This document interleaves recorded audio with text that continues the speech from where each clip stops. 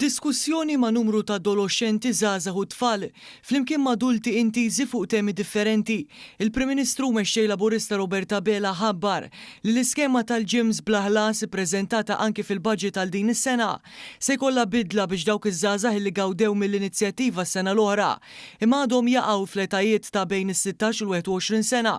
Issa se jerġgħu igawdu minn din l-iskema. Ejja nagħmlu l-pass li jmiss għan-ekonomija b'saħħitha.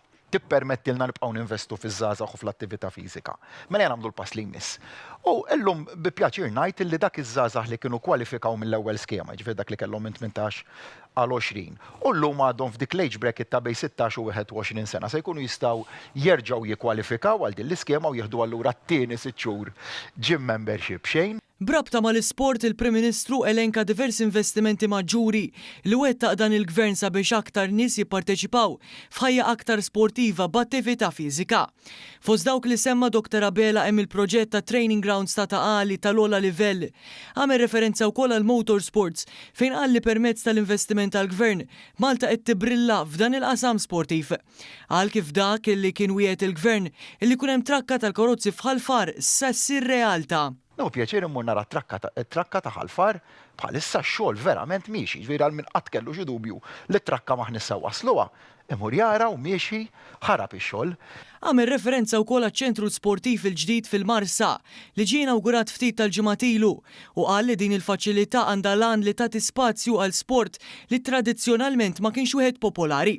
Semma wkoll kif dawk dilettanti tal-isport biżwiemel għandhom korsa tal-ogħla livell fil-Marsa. Tkellem dwar iċ-ċentru akwatiku Fawdex li qed jara li jagħti pjattaforma akbar li l-għawwiema jipprattikaw id-dixxilpina tal-għawm. Sa dan it-tant il-Prim Ministru qal kif għaddejn id-diskussjonijiet sabiex pajjiżna jkollu faċilità akbar fejn wieħed jipprattika l-obstacle course racing. Waqt l-attività għamlu diversi interventi wkoll it-tfal fejn irrikonoxxew li l-isport jikkontribwixxi għal ħajja aktar b'saħħitha filwaqt li jservi bħala żvok. Naħseb li huwa importanti li tagħmel l-isport wara l-iskola għax l-iskola tqatta ħafna ħin bil-qiegħda u l-isport tista' tiċċaqlaq fih, allura tqum naqa' fuq tiegħek u tieħu break mill-ħin kollu ta' bil-qiegħda u ta' studju. Tifel ieħor sostna li għandhom jiżdiedu l-ammont ta' lezzjonijiet tal-attività fiżika e kif l-isport hu importanti daqs kwalunkwe suġġett ieħor li hu assessjat b'mod formali. Jiena nemmen li għandu jkun hemm bilanċ u għandu jkun hemm l-istess ammonti ta' lezzjonijiet għal kull lezzjoni għax kollox huwa importanti.